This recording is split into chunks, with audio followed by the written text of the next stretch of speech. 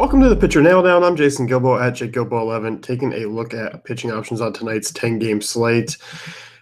Pretty average pitching slate, I guess you could say. We have a couple of names up top that we can look at, but for the most part, it's been pretty mediocre. Hopefully things start to kind of go right in the world again. I feel like it's been backwards these last few days, but tonight, we got a couple of guys up top: Alex Wood, Corey Kluber. There's about 5 pitchers that you can use tonight, and after that, it's just kind of a lot of spots where you're staying away from.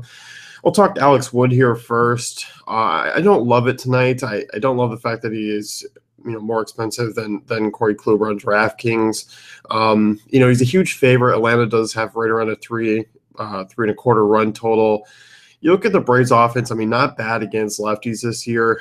They're top 10 in WOBA, 11th in ISO. Against lefties, they only strike out about 19% of the time.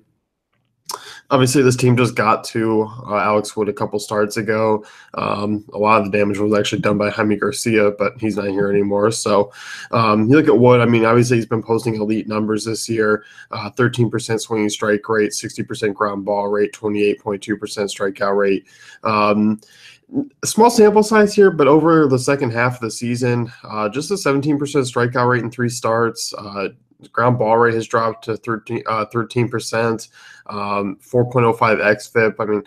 Obviously he's faced a couple of teams that don't strike out a ton. The Braves were one of them. But I can't really afford a mediocre start like that out of a guy who's 11-4 on DraftKings.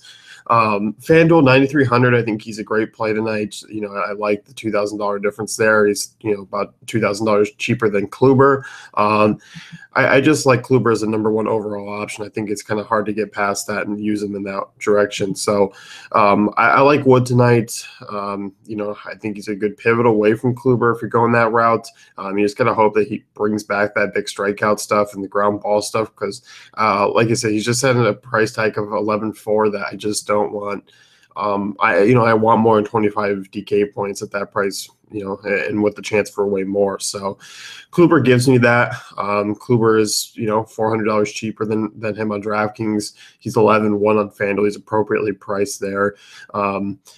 Kluber's a guy who's, I think we're actually getting somewhat of a discount. This is a guy who even, against the Yankees offense that in the long scale of things has inflated pitching options, but this is a team that's actually pretty much struggling right now offensively. Bottom 5 in WOBA over the last 30 days, 22.4% strikeout rate against right-handers.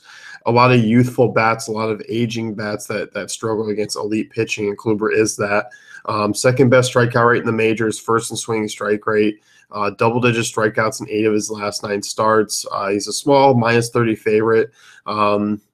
Sonny Gray is on the other side of him, who I'm not particularly looking to use in this matchup against Cleveland at home.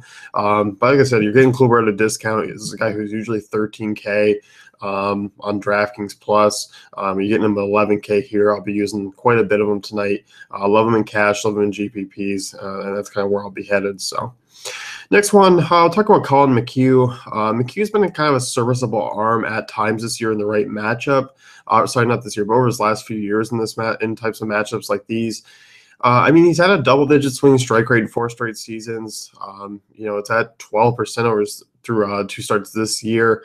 He is missing some bats. That is good. There is some upside here. This is a really boomer bust matchup. I'm just going to be going to in tournaments. Doesn't roll enough ground balls for my liking against a Tampa team that, they have a ton of power, but they just strike out a ton.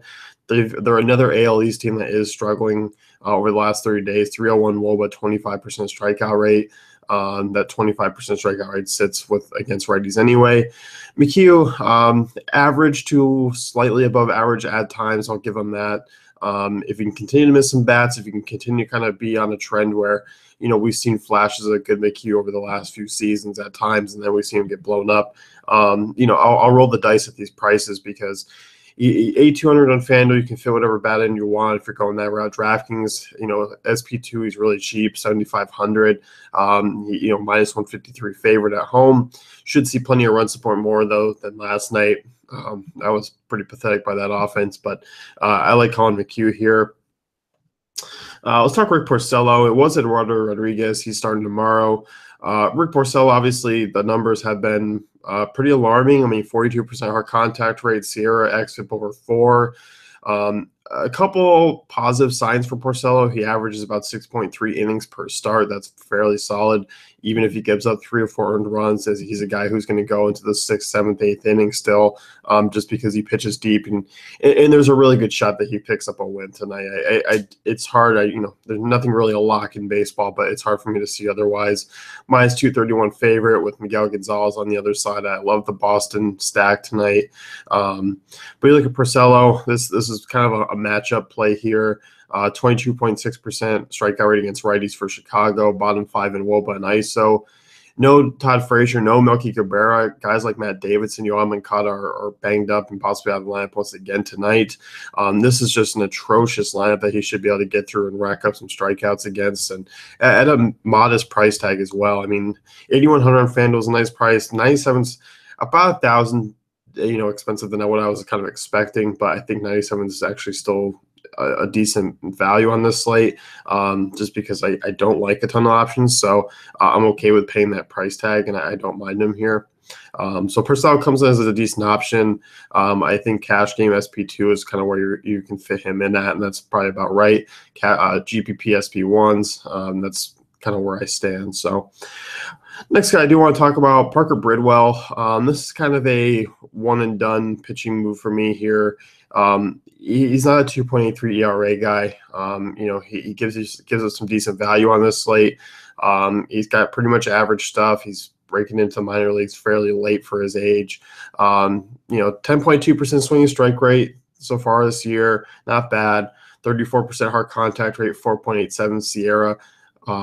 That's not where we're looking at. That's not what we want to see from a guy who definitely has some regression coming. Fly ball pitcher, over 4.5 FIP against both sides of the plate.